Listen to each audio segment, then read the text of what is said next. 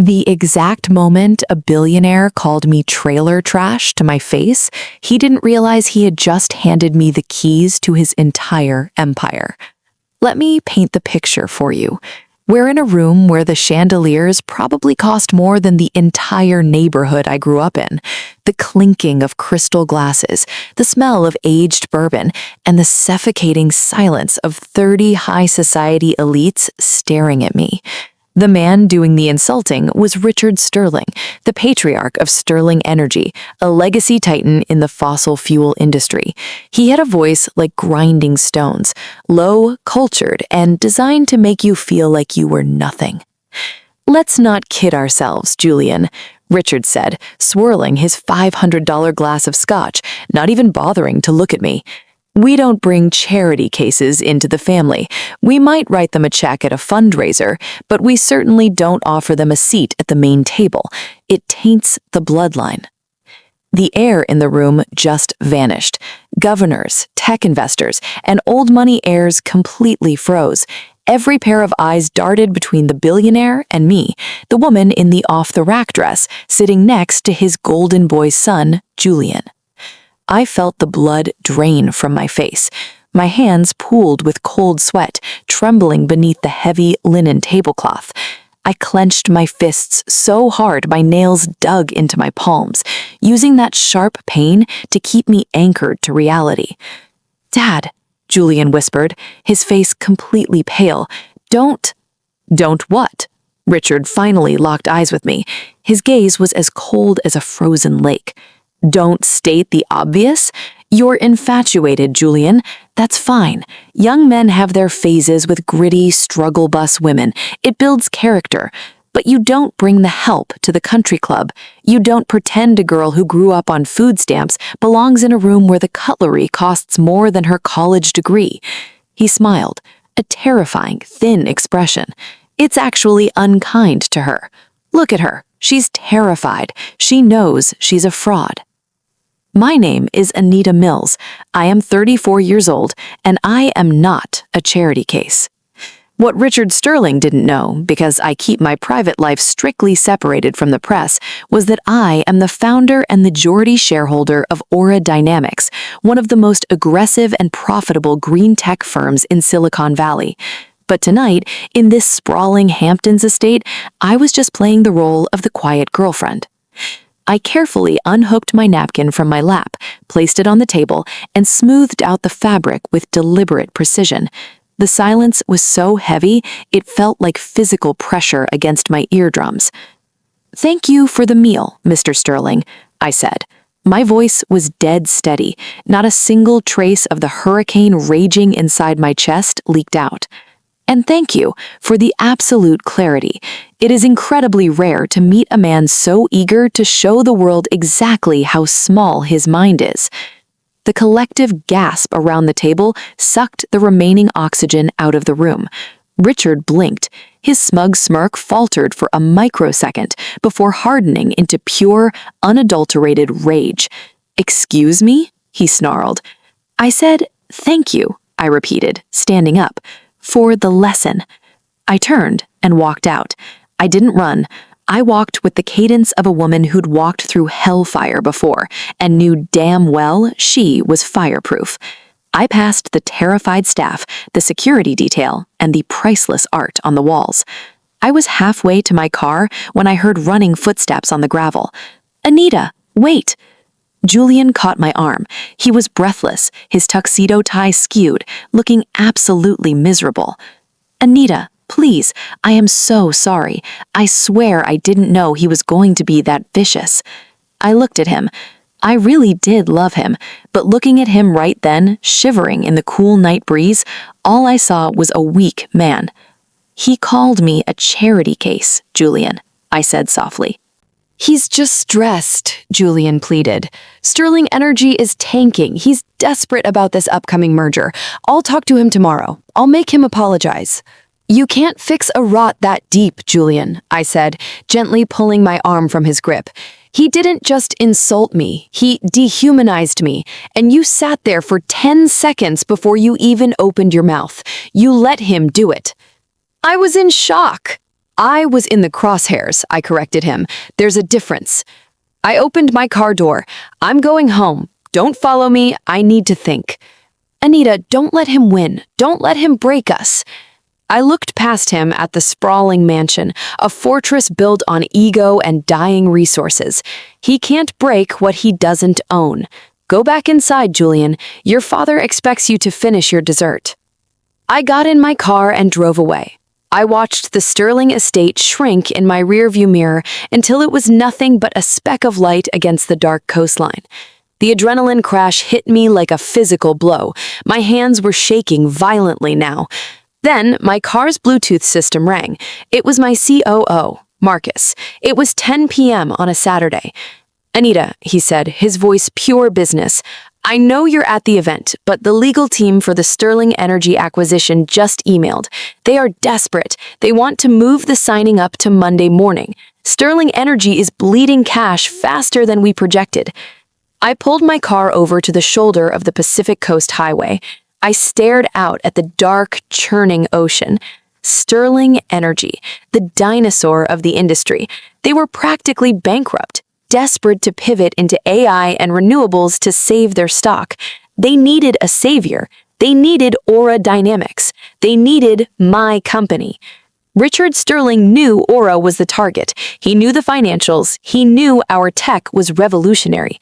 What he didn't know, because I had deliberately used a holding company and a proxy negotiator to avoid early media scrutiny, was that the trailer trash woman he had just publicly humiliated was the architect of his salvation. Marcus, I said into the phone, my voice dropping an octave. Yes, boss? I kill the deal. There was a heavy pause on the line. I'm sorry, did the signal drop? Did you say kill the merger? Terminate the letter of intent, I said, my voice ice cold. Pull our financing. Notify the SEC that we are withdrawing from negotiations with Sterling Energy, effective immediately. But Anita, the deal is worth $6 billion. The termination fee alone is going to cost us. I don't care about the fee. Write the check. And Marcus, yes, send the termination notice directly to Richard Sterling's personal email, citing incompatible corporate values and toxic leadership as the legal reason for our withdrawal. He is going to absolutely panic, Marcus whispered, realizing the gravity of the situation. This deal was their only lifeline. I know, I said. Prepare a press release for Monday morning and set up a meeting with Horizon Tech, Sterling's biggest competitor. If Sterling won't sell to me on my terms, I'll just buy the company that will, drive them into total bankruptcy. Understood, Marcus said, his professional mask sliding right back into place. Anything else? Yes, cancel my morning meetings on Monday. It's going to be a highly entertaining day. I didn't sleep that weekend. I sat on the balcony of my penthouse, watching the city skyline, drinking coffee, and waiting. The fallout was faster than even I anticipated. By 7 a.m. on Monday, my phone was blowing up. Missed calls from Julian, missed calls from lawyers, and 12 missed calls from the number I recognized from the diligence paperwork, Richard Sterling. At 8:30 a.m., my assistant buzzed my intercom. Ms. Mills, there is a gentleman in the lobby. He says it's a matter of corporate life or death. He's currently shouting at security. Let me guess, I said, leaning back in my chair. Expensive suit, red face, looks like he's about to have a heart attack. That's the one. He says he demands to speak to the CEO of Aura Dynamics. Send him up, I said, but put him in the glass conference room, the one where the morning sun hits right in the eyes. Let him wait for 20 minutes. 30 minutes later, I walked down the hallway to the conference room. I didn't bring a notebook. I didn't bring a lawyer. I just brought myself. Richard Sterling was pacing the room like a caged animal. He looked 10 years older than he had on Saturday night. His tie was loosened, his eyes bloodshot, his arrogance completely stripped away by sheer panic. When I opened the door, he spun around. His face contorted into utter confusion. You? He scoffed. What the hell are you doing here? Did Julian send you? I'm waiting for the CEO. he barked before I could answer. Get out. I don't have time for your little drama. I didn't say a single word. I walked to the head of the long mahogany table and sat down in the executive leather chair. I swiveled slightly, crossing my legs, and folded my hands on the table. Please, sit down, Richard, I said. He froze. He looked at me, then at the empty chairs, then up at the glowing Aura Dynamics logo on the wall, then back at me. The realization hit his brain like a slow-moving freight train. The color completely drained from his face, leaving him looking like a ghost. No, he whispered, stepping back. That's impossible. Is it? I asked, tilting my head. You did your background check on your son's girlfriend, didn't you? You saw the trailer park. You saw the community college. You saw the waitressing jobs. I leaned forward, resting my arms on a table that cost more than his entire luxury car collection. You saw where I started, Richard, but you were so busy looking down your nose at me that you completely forgot to look at where I went. You missed the patents. You missed the IPOs. You missed the fact that the charity case you humiliated in front of your country club friends literally owns the oxygen your dying company needs to breathe. Richard sank into the chair opposite me. He looked microscopic, deflated, destroyed. Anita, Ms. Mills, there has been a terrible misunderstanding. Was it a misunderstanding when you called me a fraud? I asked calmly. Was it a misunderstanding when you said I pollute your bloodline? I was stressed, he pleaded, holding his hands out. The business, the market, it was a private dinner. It had nothing to do with business. It had everything to do with business, I snapped, my voice finally cutting through the room like a blade. My business is built on looking for potential where others see dirt. Your business is built on exclusion, on prestige, on the delusion that a last name matters more than innovation. I don't partner with dinosaurs, Richard. I bury them. You can't do this, he said, sweat literally dripping down his forehead. Without this merger, Sterling Energy's shares will tank by noon. We will be insolvent in 6 months. Think of the thousands of employees. Think of Julian. I am thinking of Julian, I replied. I'm thinking he deserves to see that actions have consequences. And I'm thinking he deserves a future that isn't tied to a sinking ship. Right then, my phone buzzed on the table. I glanced at the screen. That's Horizon Tech, I said, letting him see the caller ID. They are very excited about my acquisition offer.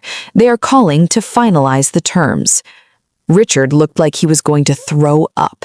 Please, name your price. We will renegotiate the valuation. I'll give you a board seat. I'll give you... I don't want a seat, I cut him off, standing up. I own the table. I looked down at him. Here is the new deal.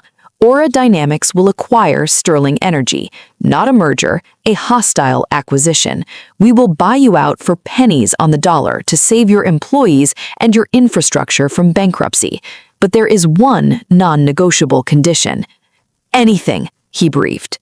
You resign today, immediately. No golden parachute, no consulting fees, no legacy titles. You walk away and you never step foot in this industry again.